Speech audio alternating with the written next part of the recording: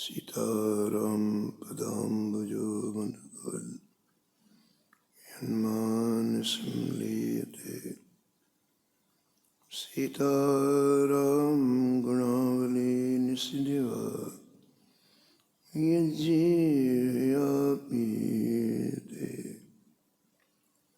सीताराम विचित्ररूपमनिशम् यश्चक्षुषोर्भूषणं सीताराम सुनाम धाम निरतं तं सद्गुरुं संभजे नीलाम्बुज श्यामलकोमलाङ्गं सीतासमारोह पितभाम पाणो महासायक चारुचपं नमामि रामं रघुवंशनाथं यत्र यत्र रघुनाथकीर्तनं तत्र तत्र कृतमस्तकाञ्जलिम् वाष्पवारि परिपूर्णलोचनं मारुतिं नमत राक्षसान्तकम् वाञ्छाकल्पतरुभ्यश्च कृपासिन्धुभ्यैव च पतितानां पावनेभ्यो श्री वैष्णवेभ्यो नमो नमः। भक्त भक्ति भगवंत गुरु चतुर नाम बपु एक, इनके पद वंदन किए नासत विघ्न। हर जो आए विराजिए कथा सुनो इतिहास, तुम श्रोता या मालुके तुम पद रजमहास। तुम पीछे जो और हैं श्रोता हैं रसखान, इनके सकल मनोरथ पूरे हो श्री भगवान।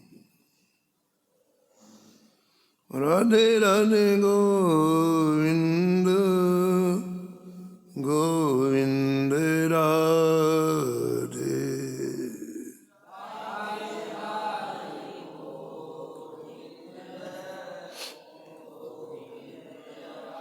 राधे राधे गोविंद गोविंद राधे।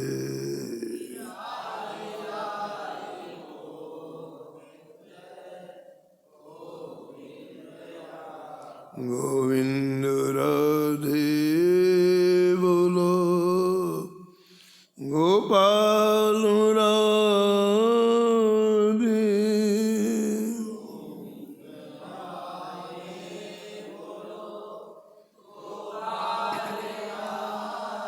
राधे राधे गोविंद गोविंद राधे।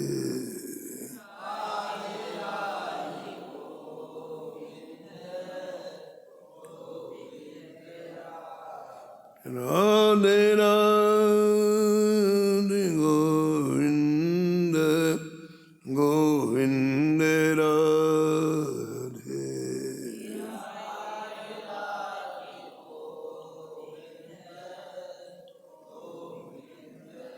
गोविंद राधे बोलो गोपाल राधे।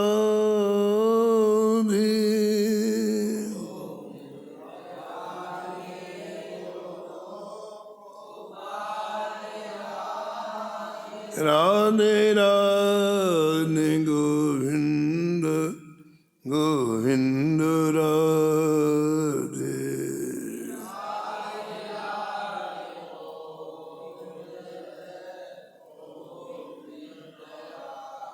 राधे राधे गोविंद गोविंद राधे।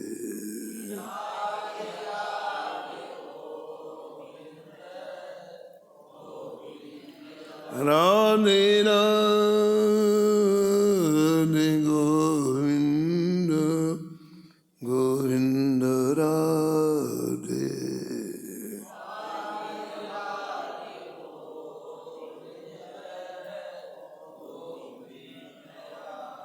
श्री जानकी वल्लभ लाल की, श्री मंगल मूर्ति हनुमान जी महाराज की, सपरिकर श्री भक्तमाल जी की, सब संत भगवान की, श्री स्वामी अग्रदास जी महाराज की, श्री नाभाजी महाराज की, श्री प्रियादास जी महाराज की, श्री वृंदावन धाम की, श्री बांके बिहारी लाल की, श्री राधा वल्लभ लाल की, श्री गिरिराज जी महाराज की, श्री यमुने महारानी की, श्री राम नाम महाराज की, श्री महाराज जी की।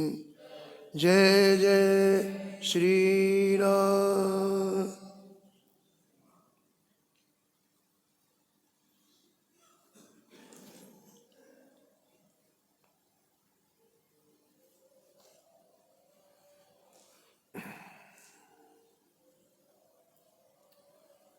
पद पराग करुणा करो, नेता नौधा भगति के।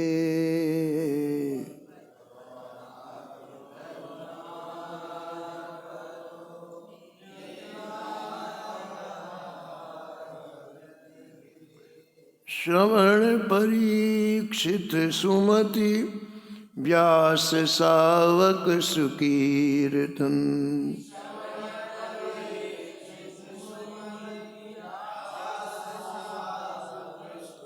सुठी सुमिरन प्रहलाद, प्रथु पूजा कमला चरणन मन।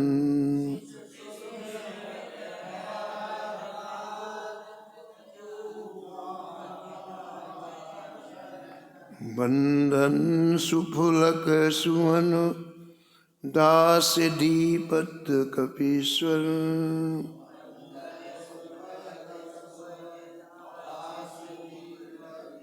सखयत्थे पार्थ, समर्पण आत्म बलिदर।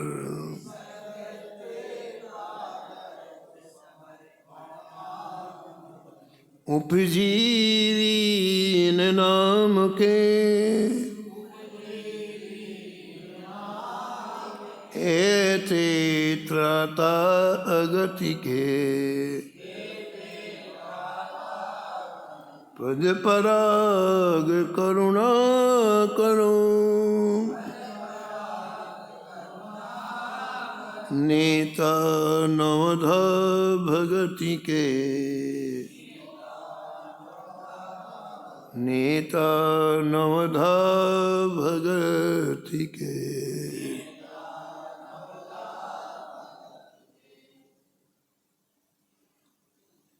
प्रातः स्मरणी परम वंदनी श्री भक्तमाल के रचयिता श्री नाभा गोस्वामी जी इस छप्पे में एक साथ नौधा भक्ति के 9 आचार्यों का स्मरण किया है और निष्कर्ष के रूप में कहते हैं कि मैं इनके चरण रस की याचना करता हूँ। ये सभी आचार्य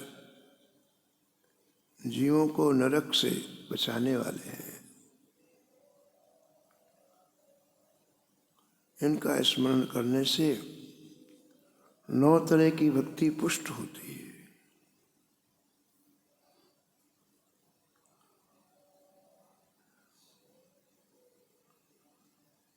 पहली भक्ति श्रवण भक्ति है। श्रवण भक्ति के आचार्य श्री परीक्षित जी हैं। दूसरी भक्ति है कीर्तन भक्ति। कीर्तन भक्ति के आचार्य श्री सुखदेव जी महाराज हैं। भगवान के परम पावन नामों का तीव्र स्वर से उच्चारण करना एक संकीर्तन है। भगवान के गुणानुवादों को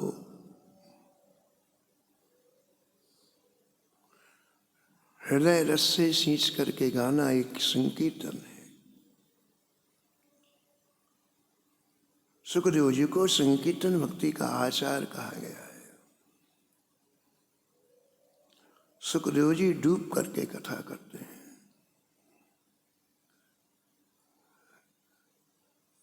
सुखदेव जी को श्री वेदव्यास जी ने ऐसी कृपा की। कहाँ एकांत में थे और कहाँ भगवान के पावन इसमें निमग्न रहने लग गए। कल आपने श्रवण किया कि 12 वर्ष तक माँ के गर्भ से नहीं निकले सुखदेव जी महाराज। भगवान की उपस्थिति से माँ के गर्भ से निकले। माया का स्पर्श नहीं हुआ, इसलिए आप की कहीं ममता नहीं हुई। पिता 12 वर्ष से प्रतीक्षा कर रहे हैं, माँ प्रतीक्षा कर रही है, लेकिन सुखदेव जी ने किसी को दृष्टि उठा के नहीं देखा।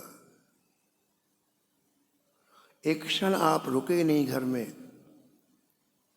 आपके मन में ऐसा बार बार विचार आता है कि भगवान की भक्ति में थोड़ा सा भी विलंब नहीं करना चाहिए।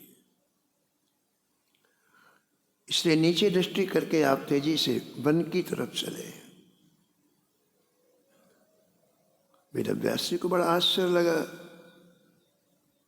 और वेदव्यास जी पीछे पीछे चले। आगे आगे श्री सुखदेव जी महाराज जा रहे हैं, पीछे पीछे वेदव्यास जी जा रहे हैं। पुत्र पुत्र पुत्र की आवाज लगा रहे हैं, लेकिन कुछ भी नहीं सुन रहे हैं। बड़ी तेजी से सुखदेव जी महाराज जा रहे हैं।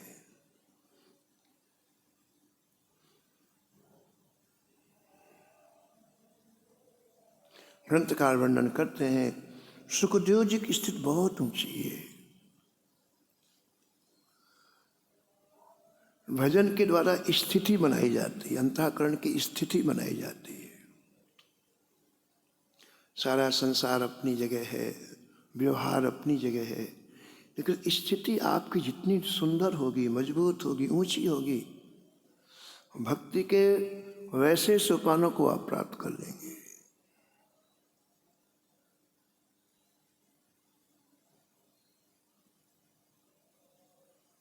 वेदव्यास जी पिता हैं, लेकिन वेदव्यास जी की ऐसी स्थिति नहीं है जैसे श्री सुखदेव जी की है। ग्रंथकार कहते हैं कि सुखदेव जी तो आगे निकल गए, तेजी से जा रहे हैं, पीछे पीछे वेदव्यास जी जा रहे हैं। रास्ते में एक सरोवर दिखाई पड़ा। उस सरोवर में देवांगनाएं स्नान कर रही थी। 16 वर्षीय देवांगनाएं थी, उनके शरीर में वस्त्र नहीं था। और जैसे वेदव्यास जी रास्ते से गुजरे, देख के तुरंत सरोवर से निकली और अपने अपने वस्त्र धारण कर लिए। उनकी दृष्टि वेदव्यास जी में पड़ी, वेदव्यास जी की दृष्टि उनके ऊपर पड़ी। उनको कुछ शंका सी हुई, क्या बात है, अभी अभी मेरा पुत्र जो 16 वर्ष का है, अत्यंत सुंदर है, सुखदेव जी वस्त्र नहीं पहनते हैं, उनके शरीर में वस्त्र नहीं है, इसी रास्ते से अभी अभी गया है, उसको देख कर के इन्होंने वस्त्र नहीं पहने। और मैं वृद्ध हूं और मुझे देखकर ये सरोवर से निकल करके वस्त्र पहनने लग गई। तो व्यास जी ने बड़ी प्रियता से स्नेह से पूछा, कहा पुत्रियो, तुमने मेरे बेटे को देख के वस्त्र नहीं पहने, मुझे देख करके वस्त्र पहने। उन अप्सराओं ने, उन देवांगनाओं इतनी बढ़िया बात कही, कहा क्षमा करिएगा व्यास जी, दृष्टि का भेद है और सारा खेल दृष्टि का ही है। संसार कैसा है कैसा नहीं है ये अलग बात, हमारी दृष्टि कैसी। हमारे लिए तो संसार वैसा बन जाता है जैसी हमारी दृष्टि है। हम सब में यदि दोष देखें तो पूरा संसार बुरा है। हम सब में यदि अपने ठाकुर जी को देखें, सीताराम जी को देखें, श्री राधा माधव को देखें तो सारा संसार सुख में लगने लग जाए। संसार वही है, हम देख कैसे रहे। सृष्टि के प्रारंभ से संसार को कोई नहीं बदल पाया, लेकिन अपनी दृष्टि बदल ली साधकों ने, अपनी दृष्टि बदल ली, देखने का तरीका बदल दिया। वो अप्सराओं ने कहा कि वेदव्यास से आप बुरा मत मानना, अभी आपकी दृष्टि में स्त्री और पुरुष का भेद बना हुआ है। भले आप बेटी को, लेकिन आपके स्त्री है और एक पुरुष, एक भेद तो है ना आपकी दृष्टि में। और आपके पुत्र की दृष्टि इतनी शुद्ध हो गई है, उनकी दृष्टि में न कोई भेद है। व्रजांगनाओं के चरित्र में लिखा हुआ है कि व्रजांगनाएं जिधर दृष्टि डालते हैं उन्हें श्री कृष्ण ही दिखाई पड़ते हैं। उन्हें पुरुष दिखाई पड़ता है, नहीं उनको श्री कृष्ण दिखाई पड़ता। श्री कृष्ण के सिवा सृष्टि में कुछ दिखाई ही नहीं पड़ता है। अप्सराओं ने कहा आपकी दृष्टि में भेद है, ये पुरुष है ये स्त्री है, लेकिन श्री सुखदेव जी की दृष्टि में भेद नहीं है। आपके पुत्र समदर्शी हैं, उन्हें लौकिक इन शरीरों से कोई मतलब ही नहीं, किसका शरीर क्या है कुछ भी उन्हें को पता ही नहीं है।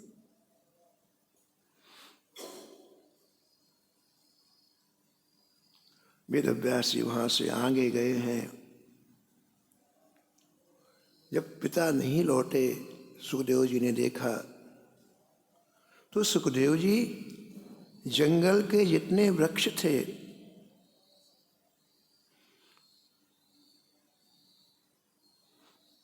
उनसे सुकोहम ऐसी आवाज निकलवाने लग गए। हजारों वृक्ष थे जंगल में जहाँ वेदव्यास जी ने प्रवेश किया, और हर वृक्ष बोल रहा है मैं ही सुखदेव हूं, मैं ही सुखदेव हूं, मैं ही सुखदेव हूं।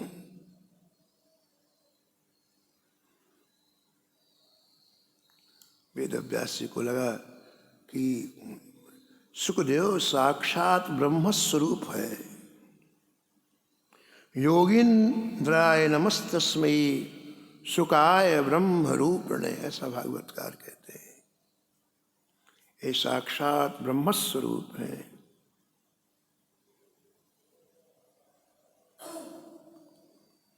तो वापस लौट आए वेदव्यास जी। लेकिन पुत्र के प्रति ममता बनी थी, पुत्र की प्रियता बनी थी, और आने के बाद आप यही विचार करते रहते कि मैं सुखदेव को अपने पास कैसे बुलाऊं। और विचार करते करते आपने एक निर्णय लिया कि भगवान के अचिंत गुणों से, अचिंत सौंदर्य से सुखदेव को खींचा जा सकता है।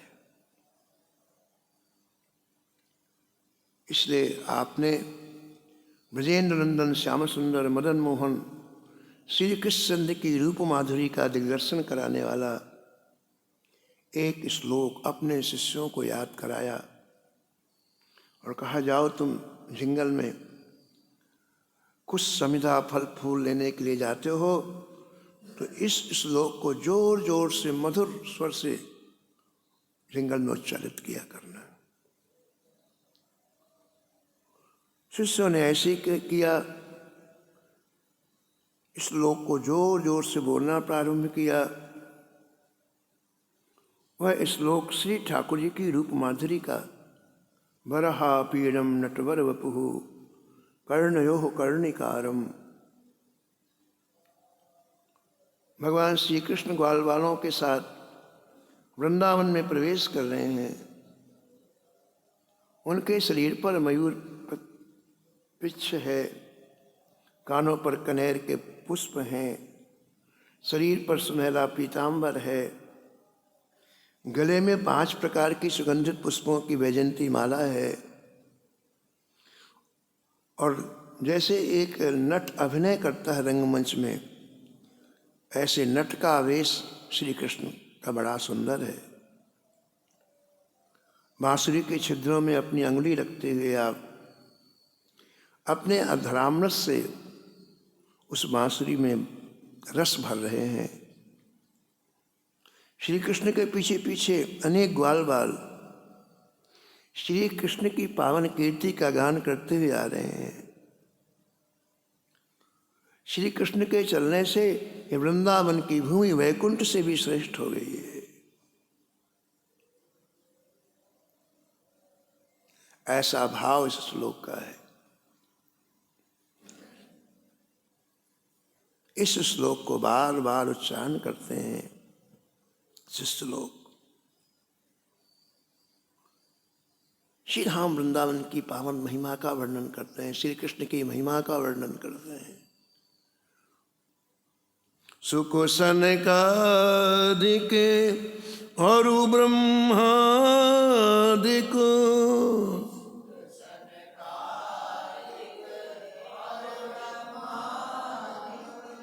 तेऊ बिके बिनुदा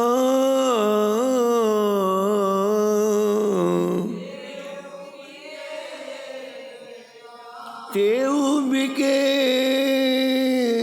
बिनुदा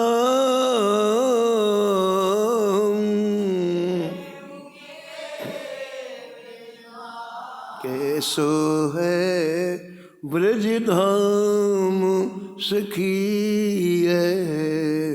कैसो है ब्रज धाम कैसो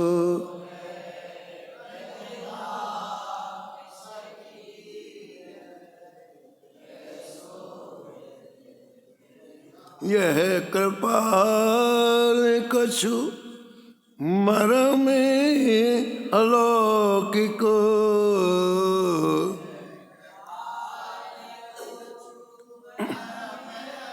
जामन बुद्धि विश्राम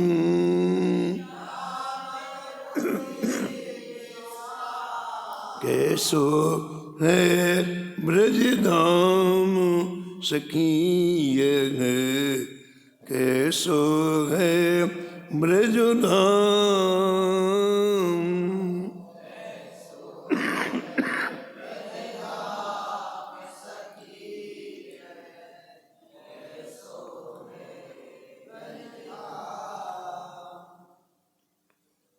ये शब्द सुनाई पड़े श्री सुखदेव जी के कानों में और भगवान श्री कृष्ण की रूप सागर में अवगाहन करने के लिए एक बार खड़े हो गए। फिर सोचा कि जैसा रूप है वैसे गुण है कि नहीं। किसी का रूप बहुत अच्छा होता है लेकिन गुण नहीं होते हैं, तो फिर आप फिर बैठ गए।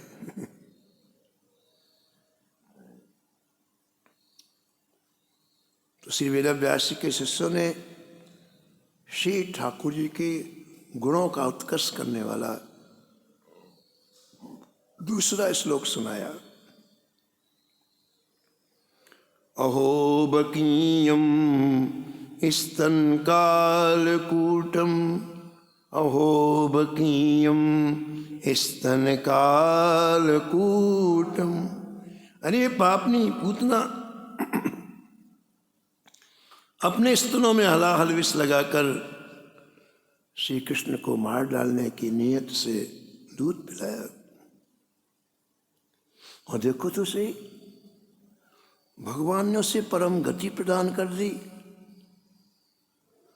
जो लालन पालन करने वाली माँ को गति दी जाती है, और विष पिलाने वाली को, पूतना को, भगवान ने परम गति प्रदान कर दी।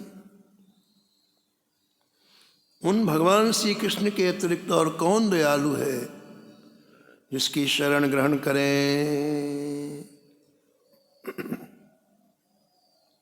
गई मारन पूतना, गई मां कुछ काल कूट लगा,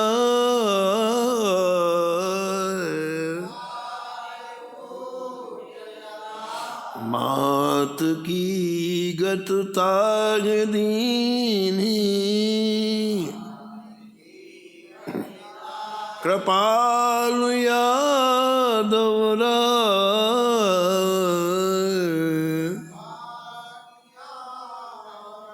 कृपालु यादव।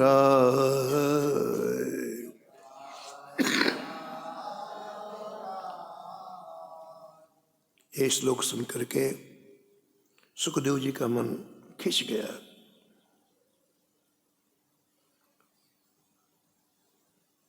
जहां से आवाज आ रही थी वहां आए।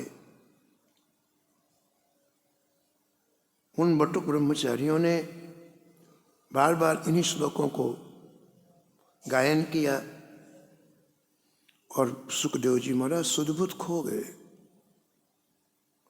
फिर स्वयं गाने लग गए। उन बटुक ब्रह्मचारियों के साथ इन दो श्लोकों को गाने लग गए। फिर पूछा, इन श्लोकों की रचना किसने की है? बटुक ब्रह्मचारियों ने कहा, इन श्लोकों की रचना हमारे सद्गुरुदेव श्री वेदव्यास जी ने किया है। सुखदेव जी ने कहा, तो हमारे पिताजी हैं। चलो बटुक ब्रह्मचारियों के साथ श्री सुखदेव जी वेदव्यास जी के पास आए हैं। और वेदव्यास जी चाहते थे कि मैंने ये जो श्रीमद् भागवत ग्रंथ की रचना की है, इसका कोई योग पात्र मिले। और श्री सुखदेव जी से बड़ा पात्र कौन होगा? जन्म से ही जिनका राग केवल श्री ठाकुर जी के चरणों में, इससे बड़ा कौन मिलेगा बताओ।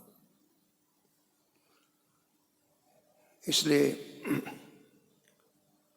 वेदव्यास जी ने श्रीमद् भागवत महापुराण बड़ी प्रियतापूर्वक सुखदेव जी को पढ़ाया। 18,000 श्लोक पढ़ाए।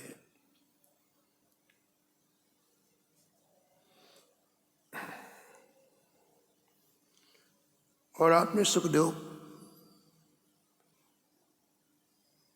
को आज्ञा दी,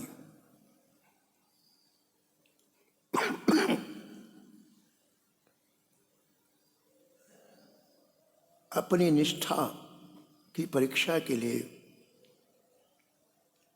तो मिथिला नरेश के पास जाओ, जनक जी के पास जाओ। अपने मन से हम स्वीकार कर लें कि हम ऐसे हैं, वो उचित नहीं है। महापुरुष निर्णय करके हमें बताएं कि हम कैसे हैं। और महापुरुष परीक्षा लेते हैं। वेदव्यास जी ने निर्णय नहीं दिया कि सुखदेव तुम कैसे हो। बोले तुम मिथिला नगरी में जाओ, जनक जी के पास जाओ, वहां तुम्हारी निष्ठा की परीक्षा होगी।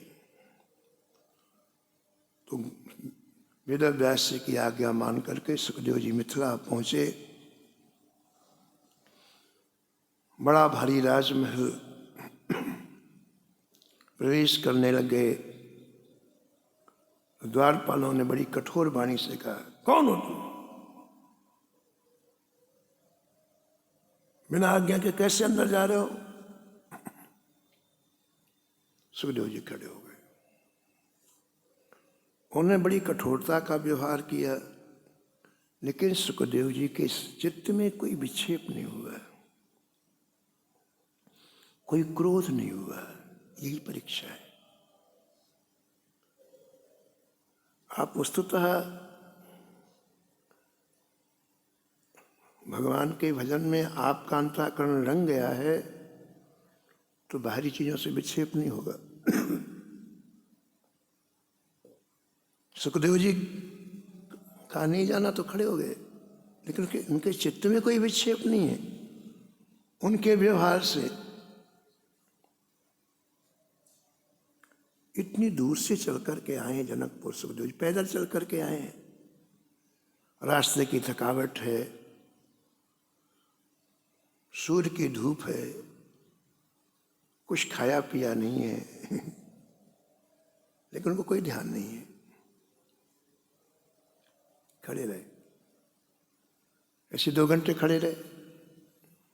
2 घंटे के बाद एक दूसरा द्वारपाल आया, बड़ी विनम्रता पूर्वक सुखदेव जी को प्रणाम किया।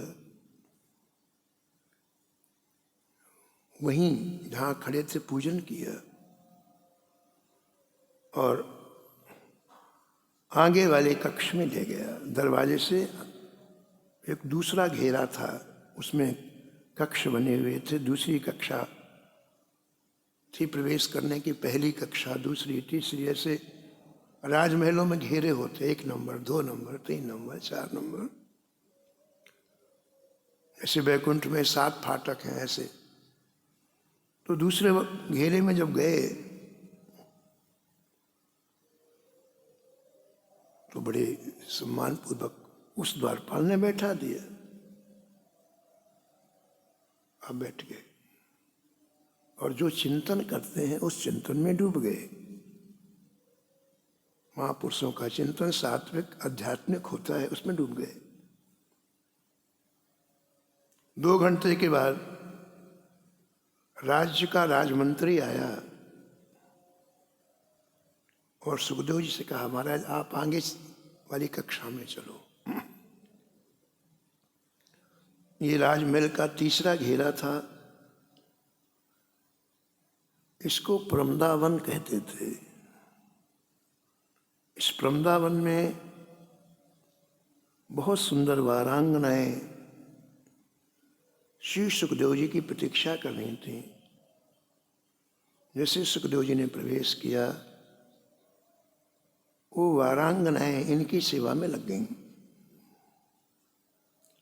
अपने विविध हाव भाव विलास दिखाए, लेकिन विशुद्ध अंतःकरण सुखदेव जी के चित्त में कहीं भी किसी तरह का विक्षेप नहीं हुआ। वो जिस चिंतन में डूबे हुए थे वहां भी उसी चिंतन में डूबे हुए हैं। कुछ देर के बाद सुखदेव जी को चौथी कक्षा में प्रवेश कराया गया। वहां रात्रि में विश्राम करने के लिए रत्न जटित दिव्य पलंग हैं, बहुमूल्य बिछौने हैं, सब सुख की सामग्री है। सुखदेव जी को जब वहां प्रवेश कराया गया, सुखदेव जी ने रात्रि के 4 पहरों को प्रथम प्रहर में ध्यान किया, द्वितीय प्रहर में थोड़ी निद्रा ली, ब्रह्म बेला में पुनः उठ करके भगवत चिंतन में डूब गए। प्रातःकाल महाराज जनक अपने मंत्रियों के साथ कुल पुरोहितों को आगे करके एक दिव्य आसन पर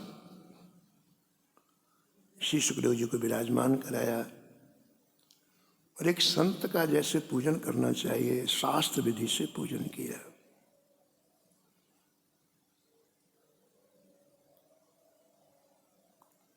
सुखदेव जी ने कुछ जिज्ञासा की, उसका उत्तर जनक जी ने दिया, और अंत में जनक जी ने कहा कि ब्रह्मण इस जगत में जो मोक्ष का स्वरूप है उसमें आपकी स्थिति है। आपको ज्ञान प्राप्त हो चुका है, आपकी बुद्धि भी स्थिर है, आप सुख और दुख में कोई अंतर नहीं समझते हैं। इसलिए मैं आपको मोक्ष मार्ग में स्थित मानता हूं। सुखदेव जी महाराज जनक की बात सुनकर दृढ़ निश्चय में पहुंच गए।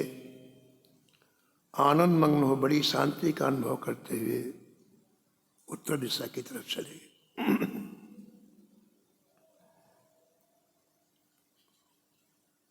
16 वर्ष की आयु सुखदेव जी महाराज की। अत्यंत सुंदर हैं, सुकुचित सुडौल शरीर है, श्याम वर्ण है।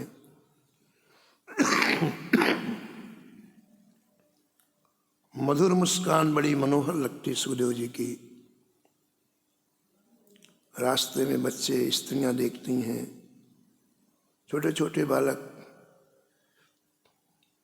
कभी उनके ऊपर छोटे से पत्थर फेंकते हैं, कभी धूल फेंकते हैं, कभी कंकड़ फेंकते हैं, लेकिन सुखदेव जी उनको देख के मुस्कुरा जाते हैं।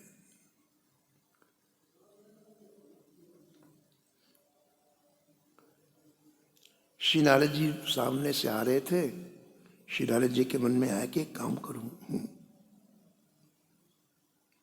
सुखदेव जी के ऊपर मैं भी कुछ डालूं। ऐसा एक फूल उठाया, सुखदेव जी आ रहे, ऐसा फूल फेंका सुखदेव जी के ऊपर। नारद जी ने फूल फेंका, सुखदेव जी खड़े हो गए और बड़ी कड़ी दृष्टि से देखा, आंख तड़ेर करके देखा। नारद जी ने कहा, मां इतने लोग कंकड़ डाल रहे हैं, उनकी तरफ आंख नहीं तड़ेरते हो, मेरी तरफ आंख तड़ेर के देख रहे हो। सुखदेव जी ने कहा, नारद जी वो तो अनभिज्ञ हैं, उनकी भूल क्षम्य है, पर आप जानबूझ करके नादानी कर रहे हो। इस तरह से श्री सुखदेव जी ऐसी मस्ती में भरे हुए श्री नारद जी की प्रेरणा से ही परीक्षित जी के पास आए। परीक्षित जी के चरित्र में आपने सुना है, 7 दिन तक भागवत सुना करके परम पद का अधिकारी बना दिया, अभय पद को प्राप्त करा दिया।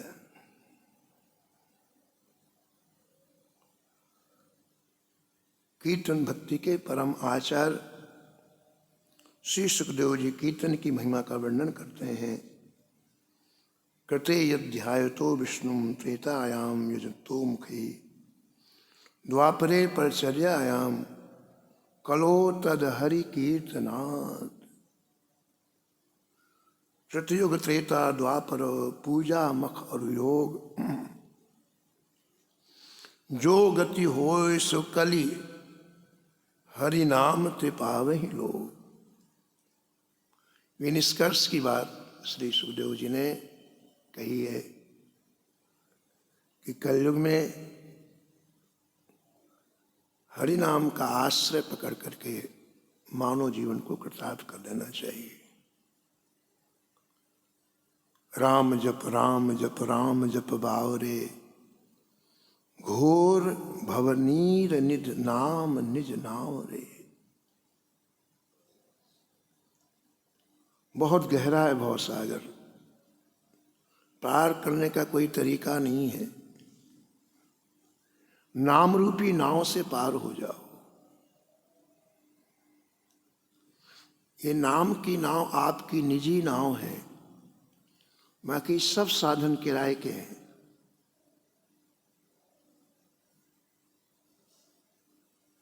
नाम आप जन्म से लेकर के अंत तक ले सकते, बाकी शरीर की क्षमता के अनुसार ही साधन कर सकते हैं।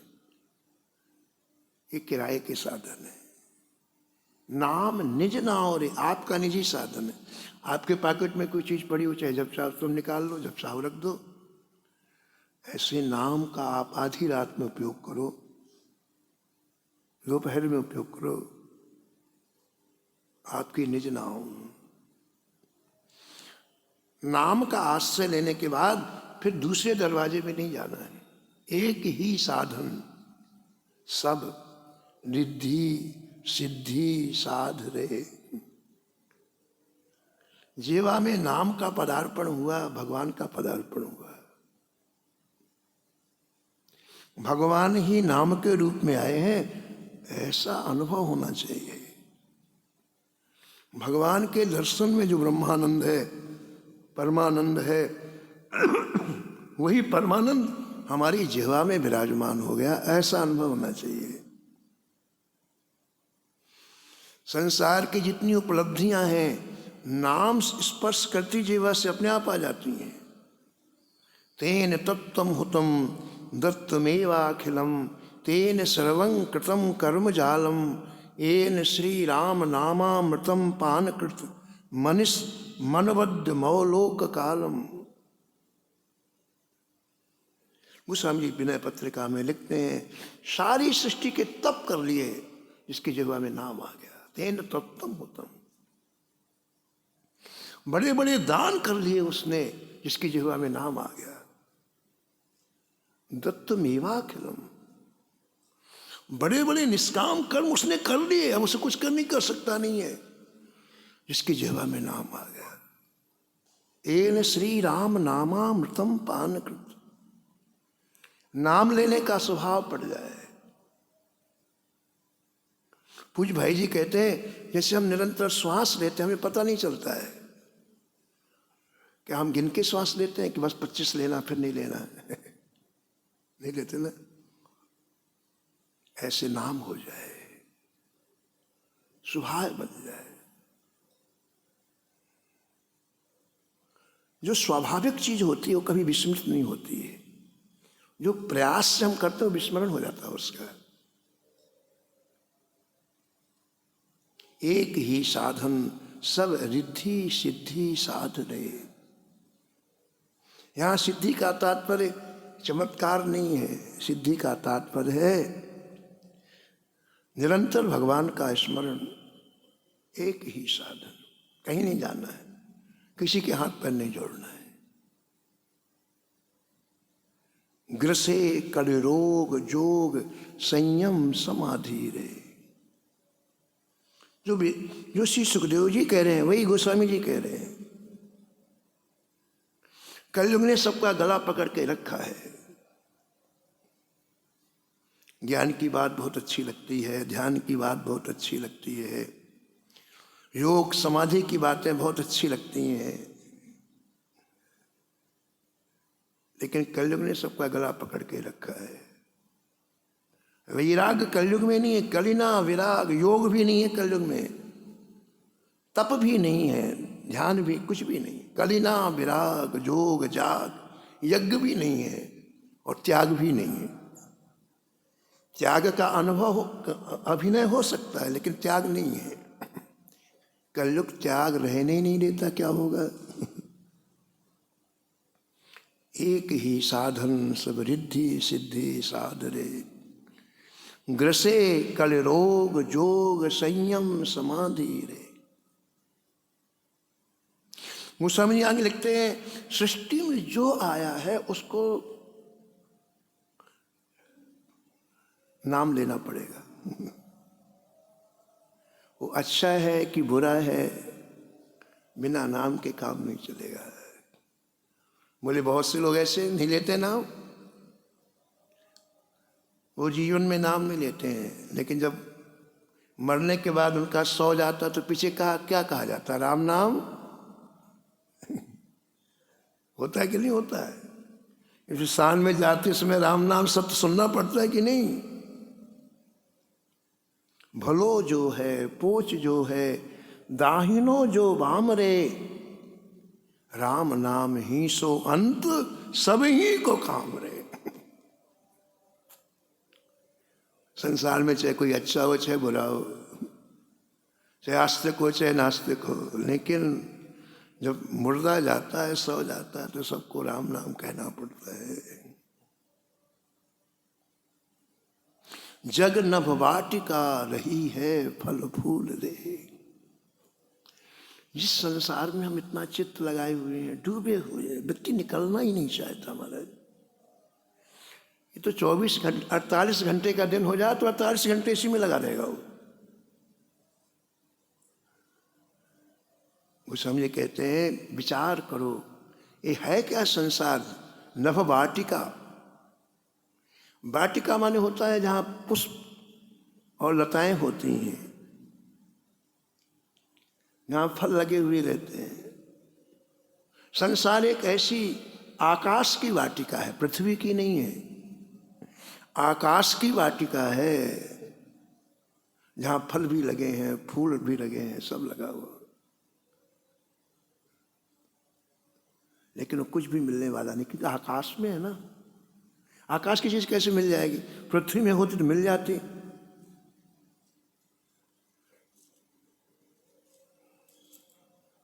धुआं कैसे धौरहर देख तू ना भूल रे।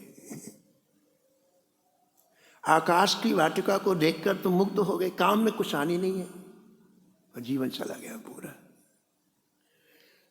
जग की वाटिका में कोई चीज आपके काम की है, आना ही नहीं है, लेकिन आकर्षण इतना है कि पूरा जीवन इसी में चला जाता है। जग नभ वाटिका रही है फल फूल रे, धुआं कैसे धौरहर देख तू ना भूल रे।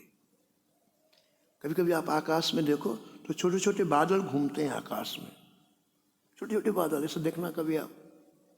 फिर क्या होती है, हवा चलती है तो बादल आपस में जुड़ जाते हैं। कहीं हाथी का सिर बन जाएगा, कहीं हाथी की सूंड बन जाएगी, कहीं बड़े बड़े पैर बन जाते, बादलों के कान बन जाते हैं। और 2 मिनट के बाद फिर हवा चली, कान कहीं गया, सूंड कहीं गई, पैर कहीं गए। यही स्वरूप संसार का है। धुआं कैसे धौरहर देख तू ना भूल रे, राम नाम छाड़ जो भरोसो करे और रे। सोच समझ करके आश्रय लेना चाहिए। अगर अब गलती की तो फिर बहुत लंबा समय, 84 लाख योनियों में जाने के बाद फिर मनुष्य शरीर मिलना है। अब कुत्ता बनना पड़ेगा, बिल्ली बनना पड़ेगा, कीट बनना पड़ेगा, पशु, सब बनना पड़ेगा। तो अब सोच समझ के किसी का आश्रय लेना, नाम को छोड़कर किसी का आश्रय लेना, वो समझे कहते हैं परोसी हुई थाली सामने फेंक करके और किसी के दरवाजे में टुकड़े मांगना। ये है श्री राम नाम कल्प वृक्ष है, एक ही जगह सब कुछ देते हैं, उनको छोड़ करके जगह जगह दर दर भटकना। राम नाम छाड़ जो भरोसो करे और रे, तुलसी परोसो त्याग मांगे कूर कौर रे। राम जप राम जप राम जप बावर। श्री सुखदेव जी महाराज संकीर्तन भक्ति के आचार्य हैं, इनके चरणों में बार बार वंदन प्रणाम। नमो नमो श्री भक्त सुमाल,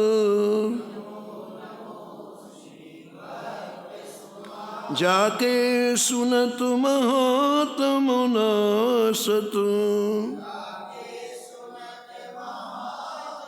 और झलकत राधा नंदलाल। गद गद स्वर पुलकित अंगनी, लोचन बरसत आंसू अनुजा। उतर जात अभिमान ब्याल विष, लेत जीवाय सुर सुति काल। होत प्रीत हरि भक्त जनन सो, लेत शीघ्र हटि चरण प्रछाल। तजत कुसंग लेत सतसंगति, हजि भाग जगत को अद्भुत भाल। निशिवासन सोवत अनुजागत, रोम रोम वे करत निहाल। श्री अग्र नारायण दास प्रिया प्रिय, प्रगति जीवन रसिक रसा। नमो नमो श्री भक्त सुमाल। सीताराम सीताराम सीताराम सीताराम, राम राधे श्याम राधे श्याम राधे श्याम राधे श्याम। श्याम जय सीताराम सीताराम सीताराम सीताराम, राम जय राधे श्याम राधे श्याम राधे श्याम राधे श्याम। जय जय सीताराम सीताराम सीताराम सीताराम, जय जय जय जय राधे श्याम राधे श्याम राधे श्याम राधे श्याम। श्री जानकी वल्लभ लाल की। श्री मंगल मूर्ति हनुमान